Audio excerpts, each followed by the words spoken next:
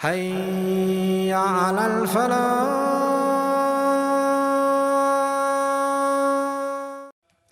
الحمد لله نحمده ونستعينه ونستهديه ونعوذ بالله من شرور أنفسنا ومن سيئات أعمالنا. من يهده الله فلا مضل له ومن يضلله فلا هادي له، وأشهد أن لا إله إلا الله وحده لا شريك له، وأشهد أن محمدًا عبد الله ورسوله إمام المتقين ورسول رب العالمين، الذي بعث إلى الأحمر والأسود، والذي تركنا على المحجة البيضاء ليلها كنهارها لا يزيغ عنها إلا هالك. صلى الله وسلم وبارك عليه وعلى آله وأصحابه أجمعين. أما بعد, my beloved brothers and sisters in Islam, it is indeed a very great day, the day of Friday, within the days of the months of Hajj, where the pilgrims who have intended to make Hajj this year, some of them have left and some of them shall leave shortly. We ask the Almighty to grant us all goodness and ease. Brothers and sisters, it is important that I remind myself and yourselves to be conscious of Allah subhanahu wa ta'ala. It is only through the consciousness of Allah subhanahu wa ta'ala that we will be saved from the calamities of this world and the next. More importantly, the calamities of the grave and thereafter. We ask the Almighty to grant us ease the day He takes us away. Brothers and sisters, we have been created in this world not so that we can achieve whatever we want and we desire in this world, but so that we follow the plan of Allah subhanahu wa ta'ala in a way that when we arrive in paradise, we will then be able to achieve whatever we desire.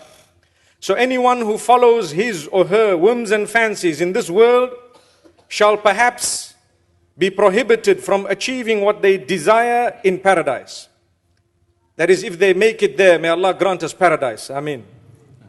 But it is important for us to know that those who block themselves from following their desires, whims and fancies that are in contradiction to what Allah subhanahu wa ta'ala has revealed or sent down, for them there is good news that they will be granted the eternal bliss and goodness. So to control yourself for a few years in this temporary world is in fact the duty that Allah has placed upon us. It is part of the test that Allah subhanahu wa ta'ala has chosen for us to go through. He made us and He created us. And He says very clearly that He has tested us in order for us to worship Him alone and for us to pass that particular test by His will. وَمَا خَلَقْتُ الْجِنَّ وَالْإِنسَ إِلَّا لِيَعْبُدُونَ. He says, I have not created mankind nor jinnkind except that they may worship me. Which means we owe our worship to Allah alone. We will worship Him, none but Him, nobody with Him. Neither a stick, nor a stone, nor a human being, nor a saint, nor a grave. We worship Allah alone. We worship Allah alone. That is the test. And from this we realize that if that is the main test, then Shaitan's plan would be such that he would come to try and deviate us in this particular matter primarily. And this is why it is very important for us to check our lives on a daily basis. Whom am I worshipping? Do I worship my Maker alone, or do I worship the other creatures of Allah? Do I worship my wealth? Do I worship my children, my family members? Whom do I worship? Worship is solely and only for the one who made me, the one who made you. May He grant us goodness and forgiveness. May He grant us steadfastness as well. In life, Allah subhanahu wa ta'ala has made it very clear to us that we will not get everything we want.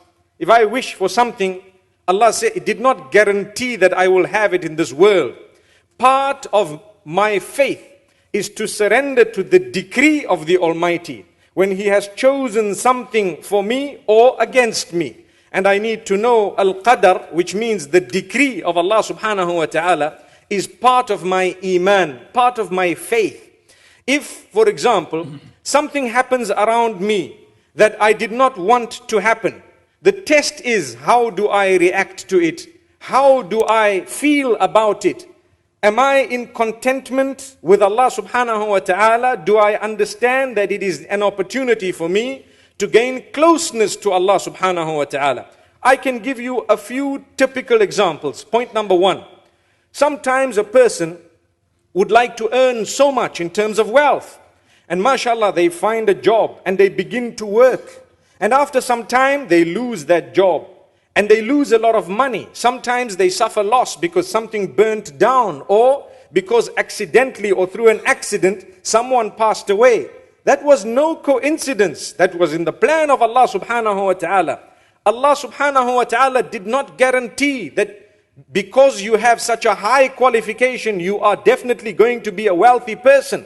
Some people have high qualifications, they cannot find jobs. Some people have a lot of money, they have no happiness. Some people have a lot of wealth, but they don't have health. Some people have beautiful homes, but their children perhaps may be disobedient.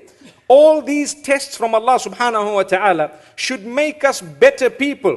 One of the plans of Allah is that these tests will draw us closer to Allah subhanahu wa ta'ala, not further away. But sometimes people suffer a loss. Say an examination you are trying to achieve from so long, and you sit the exam once, twice, thrice, and you keep on failing.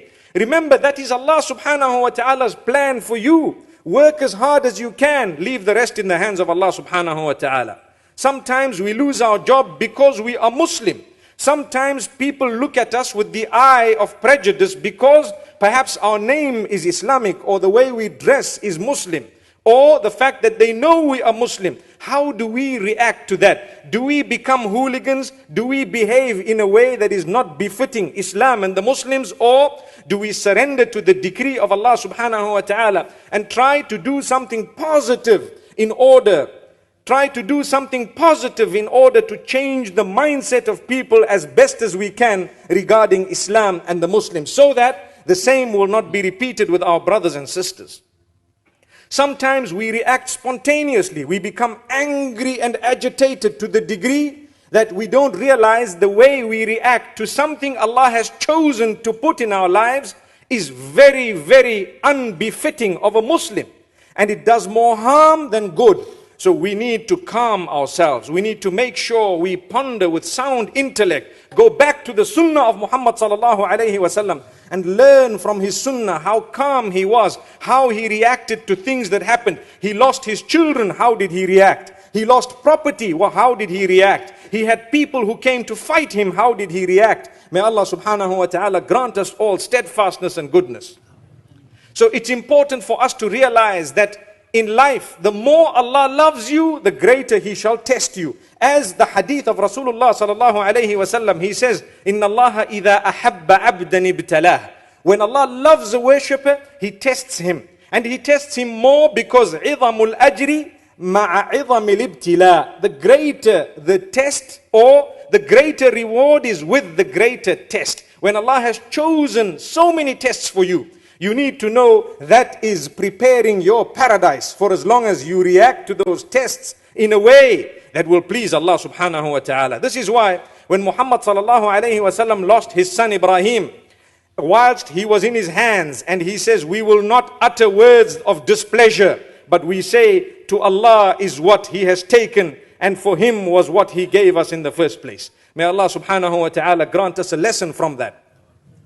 Brothers and sisters, in this life, some people want to marry a particular person and they close their eyes on that particular person to the degree that if they don't marry them, they become depressed and they lose the world. But they don't realize, subhanallah, perhaps Allah has not planned that for you. Perhaps your test is to surrender to the decree of Allah subhanahu wa ta'ala. You may not have exactly what you want, but Allah knows that you will get what you want in the akhirah if you have surrendered to the decree of Allah subhanahu wa ta'ala in this particular dunya.